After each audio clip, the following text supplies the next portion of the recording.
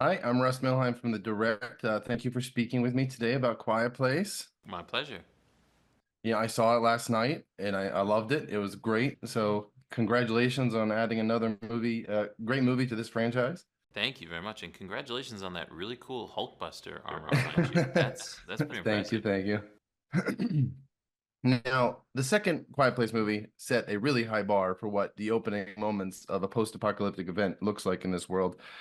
So with that in mind, how did you go into tackling this story while trying to live up to, expectations, but also making a unique mark, on your own? Yeah, I mean, partially by studying those movies and then trying to forget as much as I could so that I could really kind of focus on these characters and this vision of the world. So, if you're constantly trying to like react to what people have seen before and expect, I think it's inevitably going to feel somehow derivative. So I just kind of tried to focus on Sam, her story, and how she's experiencing this and how to portray that and feel like we're with her. And that was kind of my in, was just always falling back on character. Well, I think that's one thing that the movie did really, really good was like a really, intense, intimate, story with these characters. Um, Now, as a cat dad, I was happy to see the focus on the cat, who, by the way, is an excellent actor. I think we might need to start up an Oscar campaign. I'm all for it, man. I'm all for it. Oh, but I am curious, when crafting this narrative, why did you choose to add that particular narrative element and focus for this story? So the cat, Frodo's character came pretty early on. The first thing I sort of found was Sam's character. That was my initial in. I wanted to explore a sort of unique emotional journey in this world of the end of time, of the fall of civilization, and I thought that her sort of place in her life was a really interesting spot to kind of enter that world. And then the cat just made a lot of sense. It was sort of a thing that she carried from her past life, this kind of New York street cat, and I like the idea that she had this one connection to her past life. I thought on a practical level, I think a cat is one of the few animals that might have a shot at kind of surviving in the quiet place world. They're kind of sly and silent. I don't think a dog would do great. And then the cat kind of took on this more kind of larger emotional meaning as it went from kind of being a connection to her past life and then turned into sort of a connection with Eric's character. So I don't know, just this kind of image of Sam walking through a destroyed New York with her cat was really striking to me and made a lot of sense. And then it was just sort of exploring what that could mean to the movie. I love my cat, but she's a loud cat, so I don't think she would do very well. Mine too. Mine would not necessarily, but I like to think they'd see one person get killed and be like, "I know a thing or two about hunting. Like, I'm not. I'm gonna keep it quiet now." I can only imagine, when fleshing out, a story like this, and you have these creatures that will kill anyone who makes a sound. And that's got to be difficult when making a story.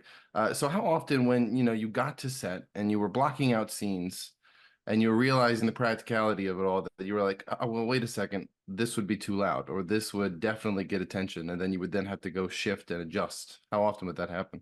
I mean, it was something that I was always thinking about in the writing phase. So rarely on set did we show up and someone was like, "They can't do that. That's way too loud." But like, there were definitely little nuances that we were always playing with, where Lupita or Joe would say like, "Okay, I think I need to do this way," and but a lot of that was them kind of finding the physical kind of truth of that moment and exploring that. So I don't think there was a moment where suddenly we were like, "Well, darn, that makes zero sense." But it was always something we were kind of talking about of like, how would you move? How would you interact with this stuff? So yeah, it was. I mean, it was kind of always at the front of mind. Now, I've heard, with these past two movies, I've heard this fan theory that I wanted to run by you. And people have pointed out, that, these creatures have a weakness of feedback. So in theory, right, people could just carry around a boombox spitting out feedback, or maybe the helicopters could have feedback. I just wanted to ask you, what is your thought on that theory? And is it sound, or maybe there's just not enough thinking there? My thought is that they haven't figured it out yet in this movie. So either way, it took them. I mean, we see it in the first movie that it took a while for them to find that out. I mean, I have sort of my own theories on that, and I've talked a little bit with John about it. There's yeah, there's some theories around that, and I have my thoughts on it, but mostly I was like that's something I kind of actively want to avoid in this movie because it's a pretty big deal when they discover that in the first movie, and that's a year and a half later. Just for my own morbid curiosity, I wanted to ask, these monsters have intense hearing, right? But they don't seem to be able to register the human heartbeat. So, can you confirm that that is in fact the case and they just don't have that distinction to where you don't have to worry about that? No, they can. There actually was a scene at one point that we were going to play with that, but it's no. I think they can. I think if you're scared enough and your heart is pounding enough, they can hear it. I think it's just there's a lot of like relative sound going on, and the human heartbeat is audible, but rarely louder than whatever's happening environmentally. So if the sound that you're making is louder than the environment, then you're screwed. But occasionally you can get scared enough that your heartbeat might be loud enough for that. That must be a really interesting balance to have to obviously you're keeping in mind all of the ambience, but you have to make sure the audience is aware of it too, so they're not going like, wait a second, they would hear that. Yeah, it's always there's always a tricky balance of like you want to keep up the tension and you want to keep up people understanding, oh no, this sound and this sound could be dangerous, but you also don't want people to feel like you're cheating them. So constantly kind of playing with that environmental versus sounds that our characters are making it's I mean it's sort of one of the fun parts of the sound mix and everything and the design. But yeah, it's something we were kind of always figuring out what's that perfect balance where we're taking it as far as we can without people throwing their hands up and saying, well, that doesn't make any sense.